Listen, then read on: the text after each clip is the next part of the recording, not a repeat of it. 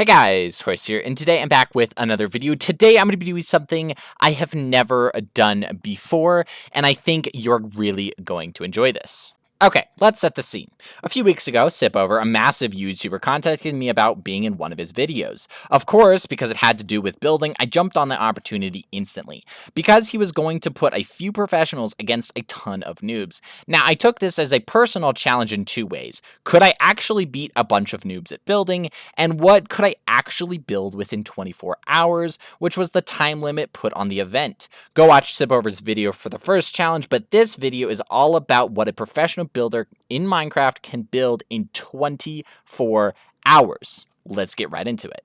What I wanted to do with this build is I wanted to make it as large as possible within 24 hours, with it all being consistent and fairly compact, so it didn't just feel like an empty map, which I think I did a really good job with it. But what I did was I started out by making a bunch of towers so that I could fill out the area a little bit easier, and then add some custom things in so it didn't look super copy and pasted.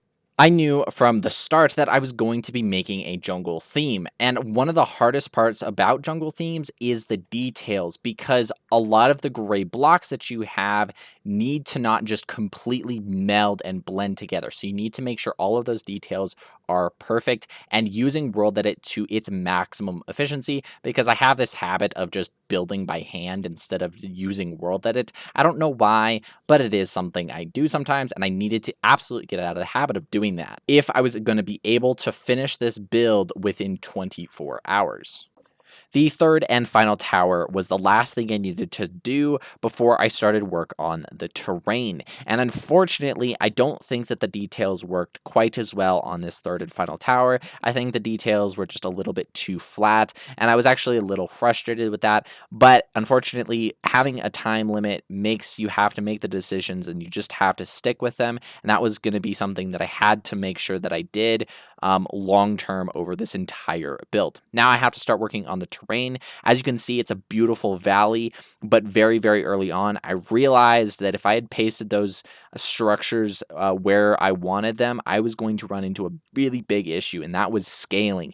The towers would have almost certainly been either as tall or taller than the mountains, and that just really would not have worked for the feel that I was going for. So I really needed to think up of something fast. So I basically used the sphere brush with sand, and then basically made some really, really quick mountains, because I didn't have all of the amazing tools that I usually normally have.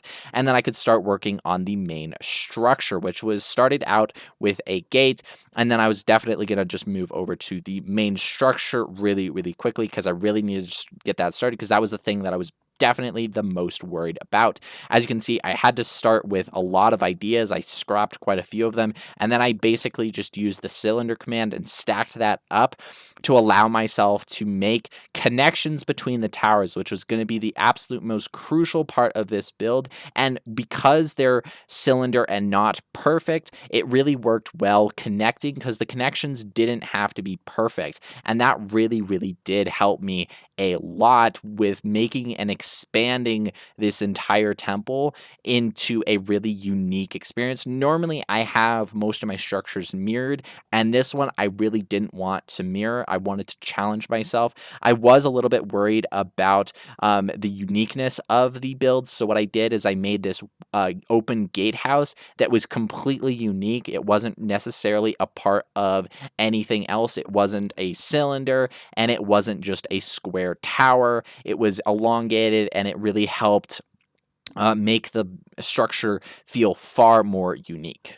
The last and final part of this design was definitely going to be a challenge for me. As you can see, it took me a while to just decide where this last tower would go, so that I could actually start building the design of this unique room that was eventually going to be the armory inside. I was actually really, really happy with how this turned out. It was definitely a different style, and it just gave a little bit more uniqueness to the whole thing, and I was really, really happy about that. After a little painting and a few leaves, it really does bring the entire thing to life. And then I got work on the houses, which were pretty much the last thing that I had to do before I did my final act.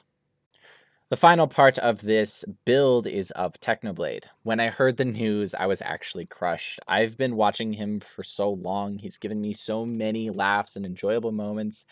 I wanted to put him in this build as a tribute to him and his amazing videos, helping me through all of the hard times like he did with so many millions of people.